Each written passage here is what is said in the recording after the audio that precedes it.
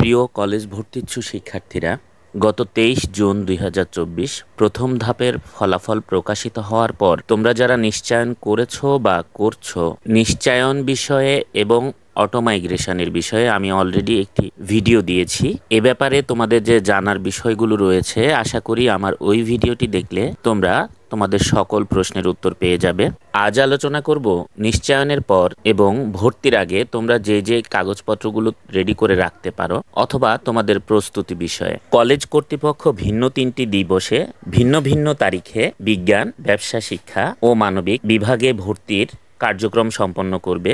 সেই জন্য সকল শিক্ষার্থী একই দিনে না গিয়ে নির্দিষ্ট কলেজের, তুমি যেই কলেজে নিশ্চয়ন করেছো সেই কলেজের বিজ্ঞপ্তি দেখে নির্দিষ্ট তারিখে কলেজে উপস্থিত হতে হবে। তোমরা হয়তো ইতিমধ্যেই জেনে গেছো 15 জুলাই থেকে 25 জুলাই এই সময়ের ভিতরে ভর্তির সকল কার্যক্রম সম্পন্ন করতে হবে কলেজ কর্তৃপক্ষকে। সেই অনুযায়ী কলেজ কর্তৃপক্ষ নিশ্চয়ই আগামী কয়েকদিনের মধ্যেই ভর্তির ব্যাপারে বিস্তারিত দিয়ে বিজ্ঞপ্তি প্রকাশ করবে। ভর্তিতে কত টাকা লাগবে, কি কি ডকুমেন্ট লাগবে, সেই ব্যাপারে বিস্তারিত নিশ্চয়ই তারা জানিয়ে দিবেন। ভর্তি কার্যক্রম 15 জুলাই 2024 হলেও শিক্ষার্থীদেরকে আমি বলবো আগে থেকেই তাদের প্রয়োজনীয় ডকুমেন্টগুলো জোগাড় করে রাখার জন্য, যাতে করে ভর্তির দিন কলেজ আঙিনায় গিয়ে কোনো ধরনের বিড়ম্বনায় পড়তে না হয়। মোটামুটি সকল কলেজেই ভর্তির জন্য প্রায় একই রকমের ডকুমেন্ট লাগবে। কলেজ ভর্তির জন্য শুরুতেই তোমার যেই ডকুমেন্টটি লাগবে সেটা হচ্ছে প্রত্যেক কলেজের ভর্তির জন্য নির্ধারিত আবেদন ফর্ম থাকবে। সেই আবেদন ফর্মটি তোমাকে ফিল আপ করে তার সাথে প্রয়োজনীয় ডকুমেন্ট দিয়ে কলেজ কর্তৃপক্ষের নিকট জমা দিতে হবে।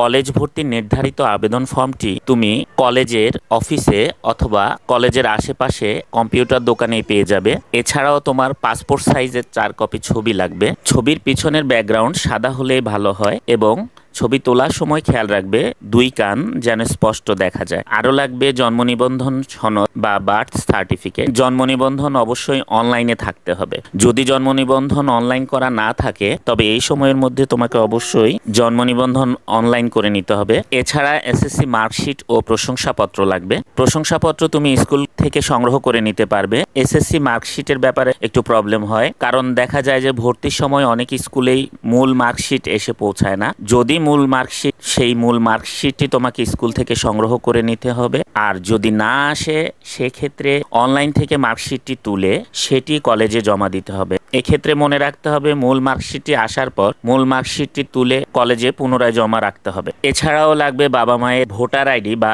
এনআইডি কার্ডের ফটোকপি। প্রিয় শিক্ষার্থীরা, মনে রাখবে মূল কপি যেহেতু তোমাকে কলেজে জমা দিতে হবে, অবশ্যই তুমি প্রত্যেকটি মূল কাগজের কমপক্ষে 2 কপি করে ফটোকপি নিজের কাছে সংরক্ষণ করবে।